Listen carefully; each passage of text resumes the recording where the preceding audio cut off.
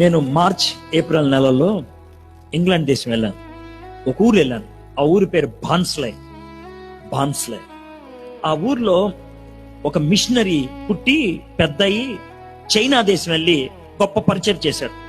ఆయన పేరు Hudson tailor ఆయన పేరు. ఆయన చైనా వెళ్ళి పరిచయం చేసి మళ్ళీ వెనక్కొచ్చాడు. ఆ ఊరికి వచ్చి 5 చర్చిల్లో యవనస్తులకి మీటింగులు పెట్టి మాట్లాడాడు.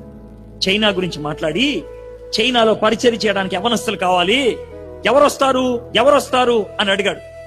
మొదటి మీటింగ్ లో ఒక ఆయన చెయ్యెత్తాడు. దా నీతో మాట్లాడతానన్నాడు. మాట్లాడి నువ్వు పనికిరావు, ఆయన పంపించేశాడు. 2వ మీటింగ్ ఒక్కడే, 3వ మీటింగ్ ఒక్కడే, 4వ మీటింగ్ ఒక్కడే, 5వ మీటింగ్ చివరిది ఒక్కడే చెయ్యెత్తాడు. హడ్సన్ టైలర్ అతను పిలిచి, అరే 5 మీటింగ్లో నువ్వు ఒక్కడవే చెయ్యెత్తుతున్నావు, నువ్వు పనికిరావయ్యా ఈ పరిచర్యకి అని అన్నాడు. ఎందుకు సార్, ఎందుకు పనికిరానంటే, నీకు ఎలా చెప్పాలి? చైనా దేశంలో కమ్యూనిస్ట్ నాయకులు ఉంటారు, కరుకోటకులు, మూర్ఖులు, దుర్మార్గులు, దుష్టులు. పరిచర్య చేస్తుంటే ఎవరిని అడగకుండా చిత్త కొట్టేస్తారు, చంపేస్తారు. అయితే ఏం చేయమంటారు సార్?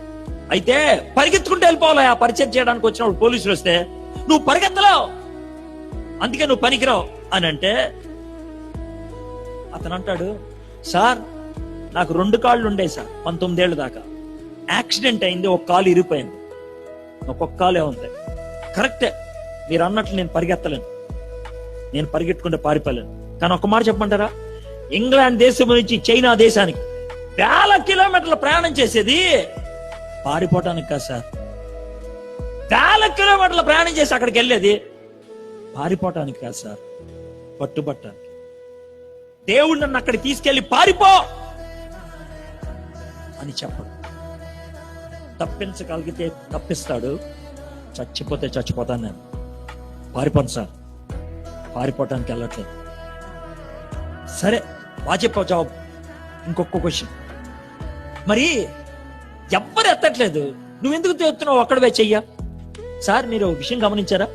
ప్రతిసారి ఎవరెళ్తారు అని 5-6 సార్లు మీరు అడిగేదాకా నేను చెయ్యి ఎత్తట్లేదు. అవును ఎత్తట్లేదు, చెప్పర్లో ఎత్తుతున్నావు.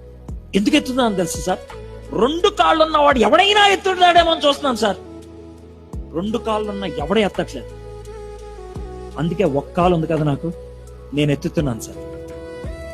నీకు 2 కాళ్ళు, 2 చెవులు, 2 చేతులు, 2 కళ్ళు, ఒక ముక్కు, ఒక నోరు, ఒక ఆరోగ్యం, ఒక కుటుంబం, ఒక ఆస్తి, ఒక తలాంతు, ఒక వరం, అన్నీ ఉన్నాయి. పనికి మాలిన జీవితం, నిరుపయోగమైన జీవితం.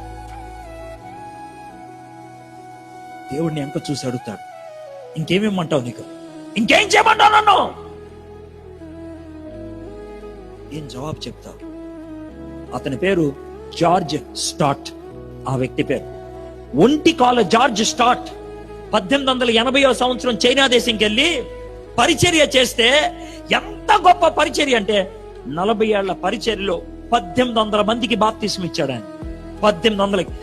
చైనా మొత్తంలో అతి ఎక్కువ క్రైస్తవులు ఉన్న ఊరి పేరు జాన్యూ. ఆ ఊరే ఇతను వెళ్ళిన ఊరు. ఆ ఊరు ఆయన పరిచయం చేశాడు.